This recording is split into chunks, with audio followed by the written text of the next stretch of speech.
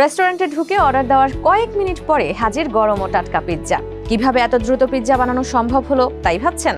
আপনার সন্দেহ ঠিকই আছে। পিৎজাটি আসলে কোনো মানুষ বানায়নি, বানিয়েছে রোবট শেফ।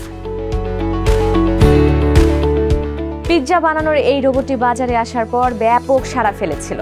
একের পর এক কোম্পানি বেশি লাভের আশায় রোবট কিনে পিৎজা ব্যবসায় নেমেছিল, কিন্তু পরবর্তীতে ব্যবসা গুটিয়ে নিতে হয়েছে অনেককে। বিপুল অর্থ বিনিয়োগ করেও টিকে থাকতে পারেননি কেউ কেউ। পিৎজা বানাতে রোবট কি তাহলে ব্যর্থ হলো? চলুন জেনে আসি। সঙ্গে আছি তামান্না খন্দকার। নতুন লিলি সিরাম শ্যাম্পু এখন শুধু শাইন না, দ্বিগুণ হেলদি সুপার শাইন।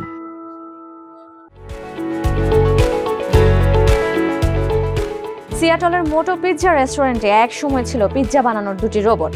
এসব রোবট ডো এগিয়ে দেওয়া থেকে শুরু করে সস, চিজ এবং পেপারনি ছড়ানোর কাজ করত। কিন্তু মে মাসে হঠাৎ করেই রোবট দুটির কার্যক্রম বন্ধ করে দিয়েছে নির্মাতা প্রতিষ্ঠান পিকনিক। ফলে প্রায় $1,60,000 রোবট দুটি এখন প্রায় অকেজো। নতুন করে রোবটের ওপর যে বিনিয়োগ করবেন সেই ভরসাও পাচ্ছেন না রেস্টুরেন্টের মালিক লি কিন্ডেল। কারণ জুমে ও পাজ্জি এর মতো আরও কয়েকটি প্রতিষ্ঠান বন্ধ হয়ে গেছে।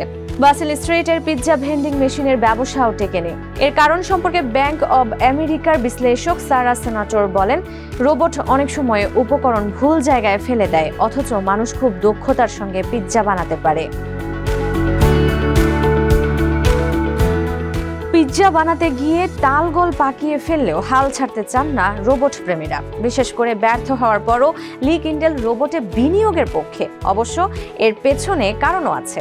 আগে তিনি হাতে ডো বানালেও কনুইয়ের টেন্ডনে চোট পাওয়ার পর মেশিনের দিকে ঝুঁকতে হয় তাকে।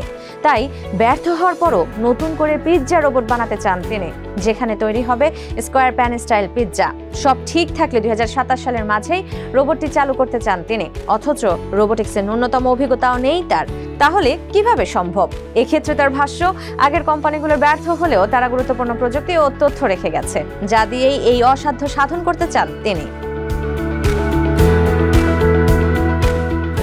রোবট পিৎজা বানানো শুরু করলে রেস্টুরেন্টের কর্মীদের কি হবে?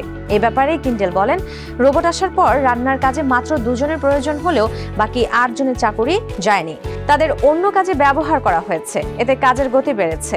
আর রোবটের মূল শক্তির জায়গায় এটি।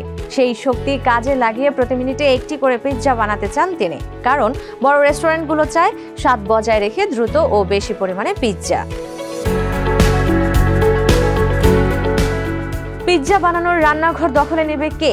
শেফ না রোবট? এটি এখন সবচেয়ে বড় প্রশ্ন। কারণ একদিকে রোবট দ্রুত, নির্ভুল এবং একই মানের খাবার তৈরির প্রতিশ্রুতি দিচ্ছে, অন্যদিকে মানুষের হাতে তৈরি পিৎজার সঙ্গে জড়িয়ে আছে ব্যক্তিগত সেবা আর হিউম্যান টাচ। যে কারণে পাওলি গিস এর মালিক পল জিয়ানন রোবট ব্যবহার করতে রাজি নন। তার কাছে রেস্টুরেন্ট মানে শুধু খাবার নয়, মানুষের সঙ্গে মানুষের যোগাযোগও। অন্যদিকে রোবট ব্যর্থ হয়েছে মানে প্রযুক্তির শেষ নয়, একে আরো উন্নত করে ভালো সেবা পাওয়া সম্ভব। অর্থাৎ পিৎজা রোবট প্রথম দফায় অনেকের স্বপ্ন পূরলেও সেই ছাই থেকেই লেখা হতে পারে নতুন সম্ভাবনার গল্প।